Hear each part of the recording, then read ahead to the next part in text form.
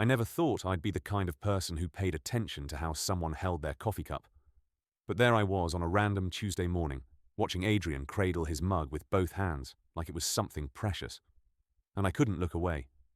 We'd been working together for 3 months at this startup downtown, and somewhere between debugging code at 2 in the morning and arguing about whether pineapple belongs on pizza, something had shifted.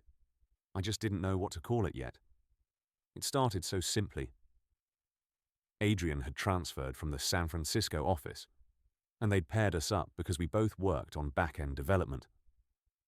He was quiet at first, the kind of quiet that makes you wonder if someone's shy or just doesn't like you. But then one night when we were both staying late to fix a critical bug, he'd looked up from his screen with this tired smile and said, "Hey, want to hear something ridiculous?" And he'd told me about how he'd accidentally locked himself out of his apartment that morning wearing nothing but a towel and had to convince his neighbor he wasn't a burglar. The way he laughed at himself, self-deprecating but not desperate for approval, something in my chest had loosened. After that, the late nights became our thing.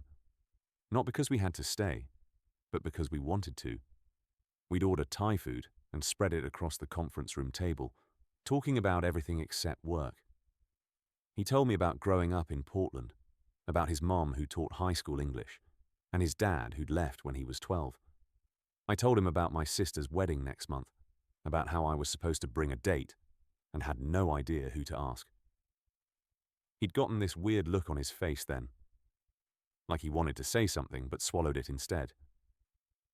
I started noticing things I'd never noticed about anyone before. The way Adrian's eyes were this specific shade of brown that looked almost amber when the afternoon light hit them just right. How he had this habit of running his hand through his hair when he was concentrating, leaving it sticking up in these chaotic directions that I found unreasonably endearing.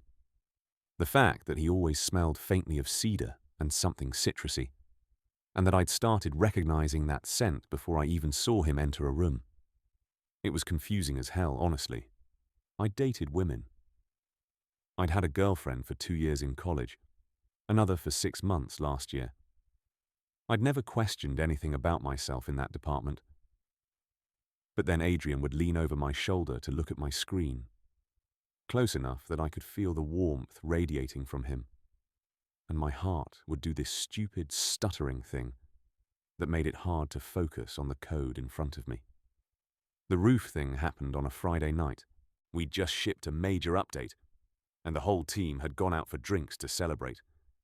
Most people had left by 10, but Adrian and I had stayed, talking in that easy way we'd developed. We were walking back to the subway together. We lived in the same direction, when he suddenly stopped on the sidewalk and looked up. "You can't see any stars here," he said, and there was something almost sad in his voice. Too much light pollution. Back in Portland, my mom's place was far enough from the city that you could see the Milky Way on clear nights.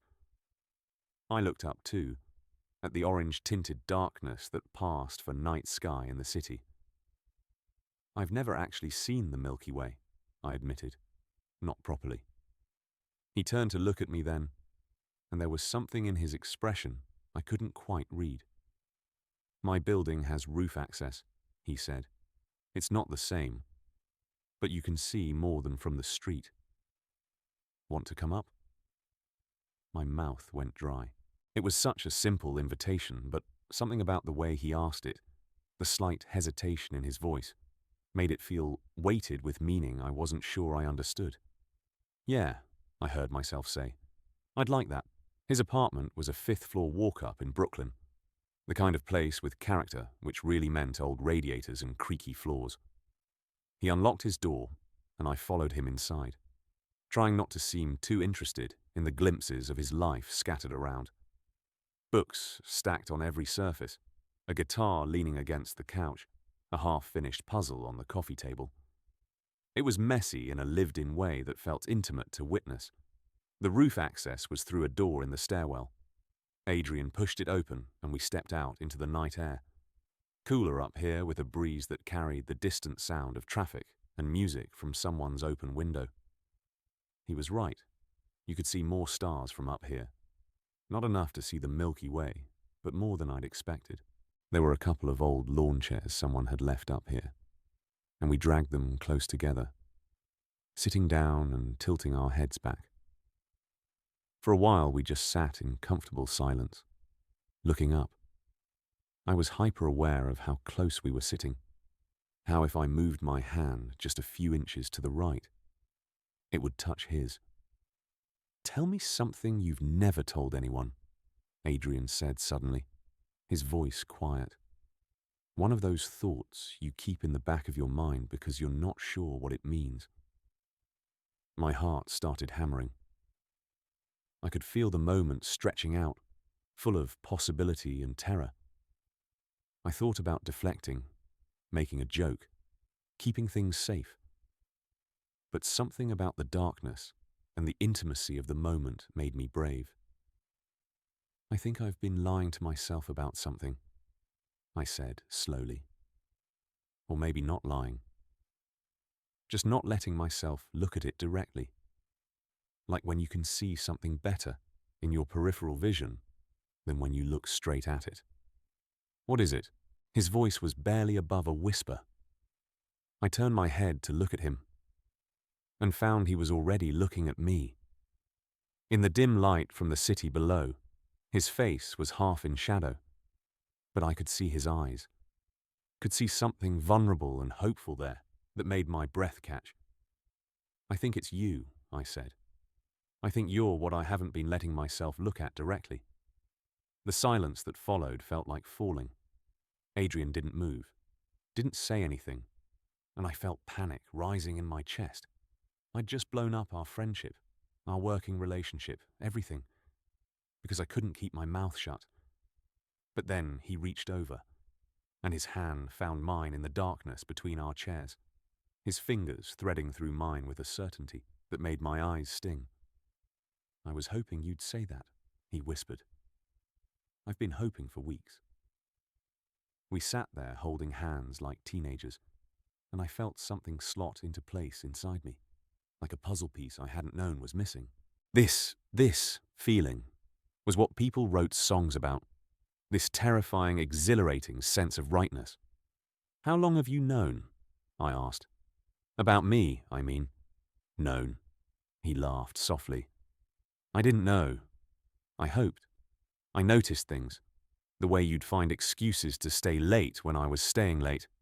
How you'd remember little things I mentioned, like how I take my coffee or that I hate cilantro. The way you'd look at me sometimes when you thought I wasn't paying attention. I felt my face heat. I wasn't exactly subtle, was I? Neither was I." He squeezed my hand. "Do you know how many times I almost said something? But I didn't want to make things weird if I was wrong. If you didn't feel the same way." "I'm still figuring out what this means," I admitted. "About me. I've never... I've only dated women before." "That's okay." His thumb traced circles on the back of my hand, a touch so gentle it made my chest ache. "You don't have to have it all figured out right now. We can figure it out together, if you want." "I want," I said, and it came out more intense than I'd meant it to, but it was true. Whatever this was, wherever it was going, I wanted it with a certainty that surprised me. We talked for hours after that, the kind of deep, meandering conversation you can only have at 2 a.m. when the rest of the world is asleep. He told me about his first crush on a boy in middle school, about the years of confusion and eventual acceptance. I told him about the moments over the past few months that had made me question everything I thought I knew about myself. We laughed about the time I'd spilled coffee on him and spent 20 minutes apologizing, and he admitted he'd thought it was cute. At some point, I don't remember when, we'd moved closer, our chairs pulled together so we were sitting side by side, his head resting on my shoulder. The sky was starting to lighten at the edges, that deep blue that comes before dawn. "We should probably go inside," Adrian murmured, but neither of us moved. "In a minute," I said. "I want to watch the sunrise with you." So we stayed, watching as the darkness gradually gave way to light, painting the sky in shades of purple and pink and gold. The stars faded one by one until they were gone. But I didn't mind. I'd found something better than stars to look at. When the sun finally broke over the horizon, Adrian lifted his head from my shoulder and turned to face me. The morning light caught in his hair, turned his eyes that warm amber colour I loved, and I thought I'd never seen anything more beautiful. "Can I kiss you?" he asked, and my heart felt too big for my chest. "Please," I whispered. It was gentle, tentative, his lips soft against mine. My first kiss with a man. My first kiss with Adrian. It felt like the most natural thing in the world, and also like something completely new and terrifying and wonderful. When we pulled apart, he was smiling, and I realized I was smiling too. This stupid grin I couldn't control. We finally went back inside as the city started waking up around us. At his door, I hesitated, suddenly unsure. "What happens now?" I asked. "Now." He laced his fingers through mine again, that gesture that was already becoming familiar. "Now we take it one day at a time. We go to work on Monday and try not to be too obvious. We figure out what this is between us. We go on actual dates, maybe. If you want." "I want," I said again, and kissed him again. Longer this time. More sure. I left his apartment as the sun climbed higher, exhausted and exhilarated, and terrified and happier than I could remember being. On the subway ride home, I kept touching my lips, remembering the feel of his mouth on mine. I thought about all the moments over the past months that had led here, all the small realizations I'd been too scared to acknowledge, the way my day felt brighter when I knew I'd see him, how I'd started dressing a little nicer on days we had meetings together, the jealous twist in my stomach when he'd mentioned getting drinks with someone from the design team. I'd been falling for him for weeks, maybe months, and I'd been too afraid to admit it even to myself. Because admitting it meant confronting questions about who I was, what I wanted, what it all meant. But sitting on that roof with his hand in mine, watching the stars fade into dawn, I'd realized something important. The labels didn't matter as much as the feeling. And what I felt when I was with Adrian was right in a way nothing had felt right before. My phone buzzed with a text. "Adrian." Just 3 words that made me smile like an idiot on the crowded subway car. "Worth staying up for," I typed back immediately. "Best night of my life." His response came a moment later. "Mine too. Sleep well. Dream of me." I did sleep, finally, falling into bed as my roommate was getting up for his Saturday morning run. And I did dream of Adrian, of cedar and citrus and amber eyes, and the feeling of his hand in mine. When I woke up in the early afternoon, I had 5 more texts from him, random thoughts and observations that he wanted to share with me, and my chest felt warm reading them. We took it slow after that, figuring things out as we went. Our first official date was dinner at a tiny Italian place in the West Village, where we talked so long the servers started giving us pointed looks. Our second was a movie we barely watched because we were too busy stealing glances at each other in the dark. By the third date, when he kissed me goodnight outside my apartment, and I didn't want to let him go, I knew I was in trouble. The good kind of trouble. Work got complicated in the way we'd both known it would. We tried to keep things professional, but it was hard when all I wanted to do was look at him. We established rules. No kissing at the office. No obviously staring at each other during meetings. But we'd still find excuses to work late together, and those nights in the empty office became some of my favorite memories. The time we got into a heated debate about code architecture that somehow ended with us making out against the server room door. The night he brought cupcakes to celebrate my birthday, and we ate them sitting on the floor of the conference room, talking about everything and nothing. I told my sister first, about Adrian. She was surprisingly unsurprised, saying she'd wondered after I'd been unusually evasive about my love life for months. My parents took it harder, not because they didn't accept it, but because they needed time to adjust their understanding of who I was. Adrian was patient through all of it, never pushing, always supportive. When I finally brought him to Sunday dinner, my mum hugged him and whispered, "Thank you for making my son smile like that." We went back to the roof often, our spot where it all began, sometimes to watch the stars, sometimes just to sit in the quiet together. 6 months in, on a clear October night with the air crisp and autumn-scented, I told him I loved him for the first time. He said it back without hesitation, like he'd been waiting to say it. And we stayed up there until sunrise again, wrapped in blankets and each other. I still think about that first night sometimes, about the courage it took to admit what I was feeling, about how terrifying and right it felt to hold his hand in the darkness, about how one simple invitation, want to come see the stars, changed everything. Because Adrian didn't just show me the stars that night. He showed me a part of myself I'd been too afraid to acknowledge. He showed me that love doesn't always look the way you expect it to. And that's okay. That sometimes the most important discoveries are the ones you make about yourself. People ask me sometimes when I knew, when I realized I was falling for him. And the truth is, there wasn't one moment.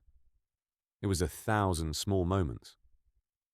The way he laughed, the way he listened, the way he made me want to be braver, more honest, more myself. It was every late-night conversation and every shared glance and every time my heart skipped when he walked into a room. It was the slow, dawning realization that this person, this man, had become the most important person in my world. We still work together, still stay late sometimes, even though we don't need to anymore. We have an apartment now, the two of us, with actual roof access that we use regularly. Last week, we dragged a telescope up there because Adrian's been teaching me about constellations. I'm terrible at finding them, but I don't mind. I've already found everything I was looking for. Sometimes I think about the version of me from before that night, the one who was so sure he had himself figured out. I don't regret who I was, but I'm grateful for who I'm becoming, for having the courage to look directly at what I'd been avoiding, for taking Adrian's hand in the darkness, for staying until sunrise. Because that's what love is, I think. It's staying. It's showing up. It's being brave enough to be vulnerable, to admit what you feel, to take the risk. It's finding someone who makes you want to watch the stars until the sun comes up, and then doing it again and again. Because every moment with them feels like something worth staying awake for.